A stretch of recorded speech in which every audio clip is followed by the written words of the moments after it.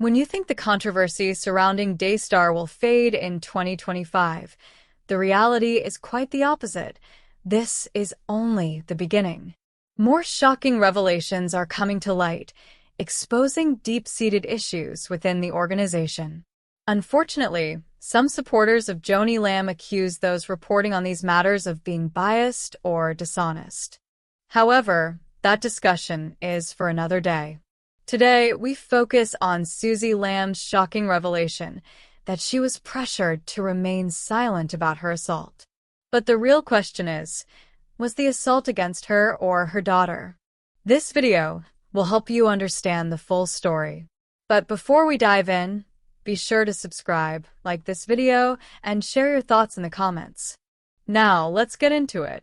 In January 2017, Suzy Lamb, former Daystar TV co-host and daughter-in-law of network founders Marcus and Joni Lamb, revealed she was sexually assaulted at Daystar by an unlicensed chiropractor her in-laws had hired. When her husband, then director of operations Jonathan Lamb, informed his parents, they allegedly chose to cover up the incident instead of addressing it. According to Suzy and Jonathan, Marcus and Joni fostered a culture of secrecy at Daystar, a global Christian broadcasting network with over 100 stations and an annual revenue of approximately $100 million. The couple admitted they had complied with this culture for over a decade, but have now chosen to speak out about their experiences, particularly the alleged cover-up of their daughter's sexual assault by a male family member. Initially, Suzy withheld details of her own assault, but she later came forward, standing in solidarity with her daughter as a fellow victim. The chiropractor in question had reportedly lost his license due to an alleged assault on a minor. However, TRR, the Roy's report, has opted not to disclose his identity as he was never formally charged. Marcus and Joni believed the chiropractor had repented and changed, so they brought him into Daystar's green room to work on the family. For years, there seemed to be no issues, until Suzy noticed concerning shifts in his behavior. One day, while appearing intoxicated, the chiropractor violently assaulted Suzy when Joni's assistant briefly stepped out. Though the attack did not constitute rape, Suzy suffered immense physical pain. Following the incident, Suzy immediately told Jonathan, who confronted his parents. Marcus assured Jonathan he would handle it and instructed him to keep quiet. Suzy lived in fear, knowing her assailant was aware of her home address. When Joni returned from a trip, she informed Suzy that Marcus had paid off the chiropractor and assured her that he was no longer a threat. She urged Suzy to remain silent to protect Daystar. Years later, Suzy began experiencing PTSD-like symptoms linked to her assault. She grew increasingly disturbed by how Joni had handled the situation and became especially concerned when her daughter disclosed inappropriate touching by a male relative.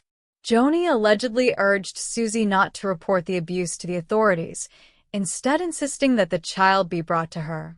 Daystar has denied any cover-up, releasing a statement claiming Suzy had always requested the chiropractor's services and that a witness was always present. They also denied paying him off or discouraging Suzy from reporting the assault. Tensions between Joni and Suzy escalated after Marcus's passing in 2021. Within months, Joni became romantically involved with Doug Weiss, a recently divorced sex therapist. Suzy and Jonathan, holding firm to their Christian values, disapproved of the relationship. Their opposition eventually led to Suzy's termination from Daystar in 2023. The unfolding scandal at Daystar reveals a troubling pattern, one in which secrecy, victim silencing, and reputation protection take precedence over truth and justice. Sadly, such cover-ups are not uncommon in religious institutions. However, the bravery of survivors like Suzy Lamb in speaking out can pave the way for real change. Supporters of Daystar must demand transparency and accountability from its leadership. If Suzy and Jonathan's claims are true, then Joni Lamb has much to answer for. Institutions should prioritize the well-being of victims over their reputations. Suzy's decision to break her silence is a courageous act that underscores the need for integrity in handling such cases. As this story continues to unfold, one pressing question remains. Will Daystar and Joni Lamb acknowledge their mistakes, or will they persist in denial? Regardless of their response, Suzy's story serves as a powerful reminder that silence is no longer an option for victims of abuse. The allegations against Daystar and Joni Lamb highlight serious concerns about accountability and moral responsibility within Christian institutions. Can a ministry built on faith and trust survive such accusations? This controversy challenges not only the credibility of Daystar but also the faith of its viewers. Only transparency, honesty, and humility can restore trust. In a broader sense, this situation sheds light on a recurring issue within faith-based organizations, where institutional loyalty often outweighs individual well-being. Churches and ministries must create environments where victims feel safe to speak up without fear of retribution. The courage of survivors like Suzy Lamb should be met with support, not silence. Ultimately, this scandal serves as a wake-up call for all believers to critically examine the leadership they follow. Scripture reminds us in 1 Peter 5 verses 2-3 that spiritual leaders must serve with humility, not for selfish gain.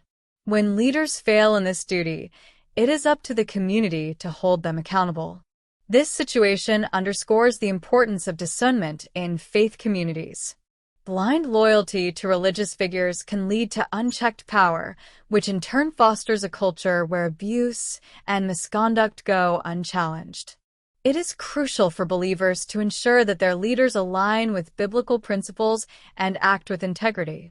Churches and ministries should not prioritize institutional reputation over the well-being of individuals. Furthermore, the response of an organization to allegations of misconduct speaks volumes about its true values. A genuine commitment to faith requires transparency, humility, and a willingness to seek justice for victims. When institutions dismiss or cover up wrongdoing, they not only betray those they claim to serve but also damage the faith of many who look up to them. This controversy also highlights the need for proper safeguards within religious organizations. Clear policies, accountability measures, and independent oversight can prevent abuses of power and create an environment where victims feel safe to come forward. Supporting survivors and ensuring justice should be non-negotiable priorities for any faith-based institution. For believers, this is a call to action. It is time to critically evaluate leadership, ask hard questions, and demand accountability from those in power. Faith should never be a tool for manipulation or control, but a source of truth, compassion, and righteousness. Stay tuned for more updates on this developing story. Subscribe, leave a comment, and share your thoughts below.